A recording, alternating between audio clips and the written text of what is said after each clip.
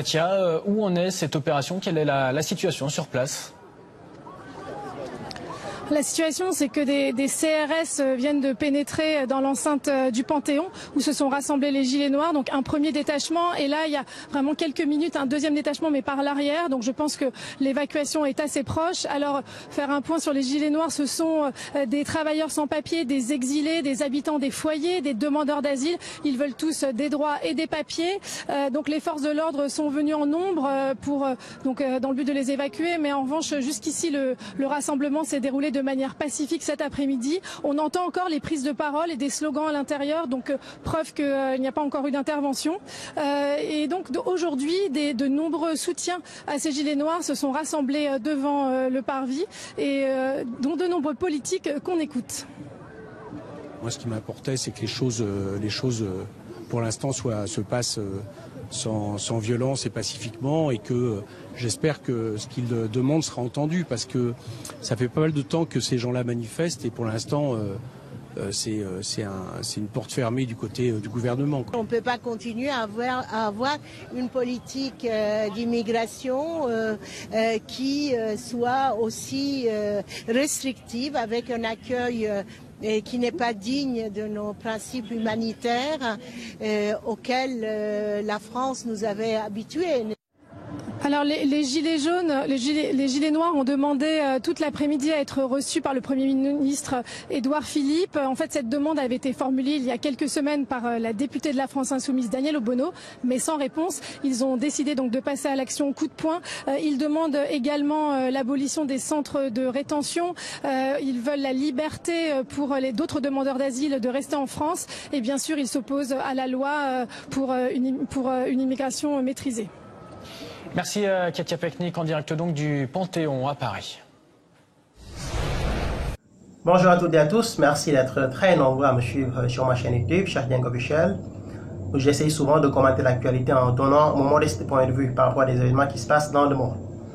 Je viens commenter l'actu et réagir par rapport à ce qui s'est passé aujourd'hui. Donc il s'agit du Panthéon qui a été pris d'assaut, qui a été envahi par un groupe de migrants qui font partie d'un collectif connu sous le nom de Gilets Noirs. Je rappelle que les Gilets Noirs qui ont envahi aujourd'hui le Panthéon sont les mêmes que ceux qui avaient envahi il y a quelques mois l'aéroport de Roissy pendant plusieurs heures. L'aéroport a été bloqué pendant plusieurs heures par des migrants qui réclament la régularisation. J'ai beaucoup de respect pour ces gens-là et je leur souhaite une bonne chance. Ils ont quitté des pays très pauvres et des pays malheureusement pillés économiquement par les puissances occidentales, dont la France. Il faut le dire clairement, et je le dis. Ils sont issus des pays pauvres et ils sont issus des pays envahis et des pays pillés économiquement par les puissances occidentales, dont la France. Dans la vidéo qu'on vient de voir, on a vu M. Coquerel de la France Insoumise.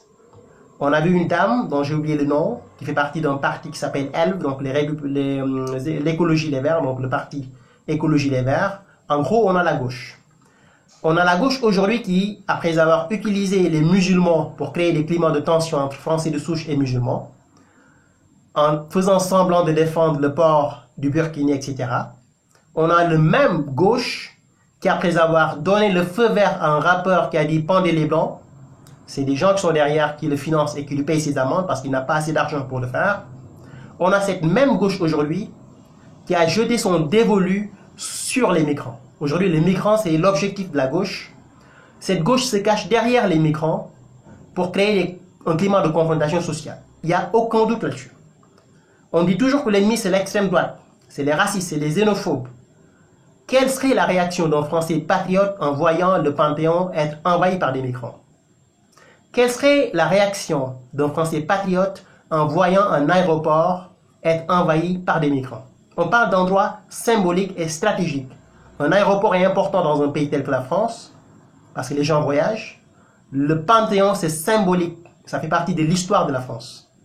Aujourd'hui, on a des migrants. Pour moi, la faute n'est pas aux migrants. Les migrants ne sont que des moutons de panurge. On les utilise pour arriver à un objectif. La gauche les utilise, se sert des migrants à des fins politiques. Aujourd'hui, ces migrants ne savent pas ce que représente un aéroport dans un pays tel que la France.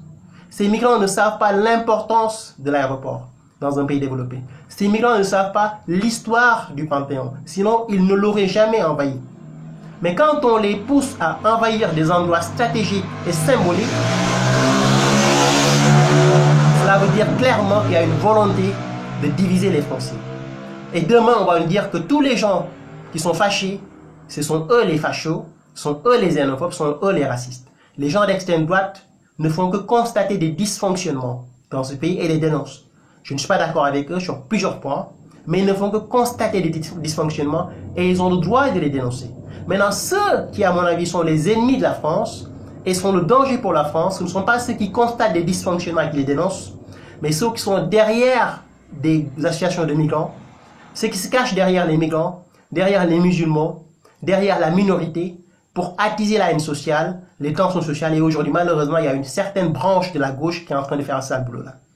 Je suis désolé de le dire, il y a un agenda de la gauche qui consiste non pas à nous mener vers la paix sociale, mais plutôt à utiliser des migrants, des gens de la minorité pour créer des confrontations. Et c'est exactement ce qui est en train de se passer aujourd'hui.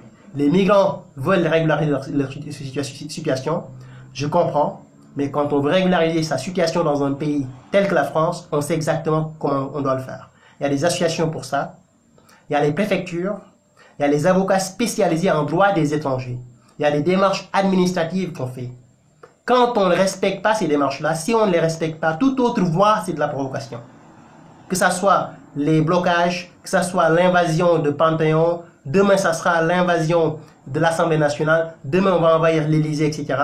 On est en train de pousser des jeunes migrants innocents vers une confrontation avec la population française. Et ça, malheureusement, c'est exactement ce qu'est en train de faire la gauche aujourd'hui.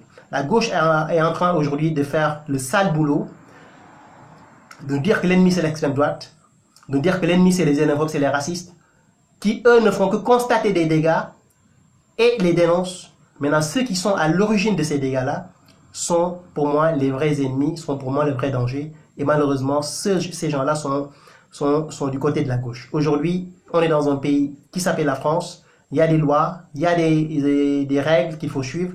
Il y a les préfectures, il y a les associations, il y a les avocats. On peut aller vers ces gens-là pour pouvoir régulariser la condition de ces migrants si on les aime bien. Maintenant, les pousser vers à envahir des bâtiments symboliques de la République, à envahir des endroits stratégiques, pour moi, c'est jeter de l'huile sur le feu. Et c'est exactement ce que la gauche est en train de faire aujourd'hui. Et honte à la gauche. Merci, à très bientôt. Au revoir.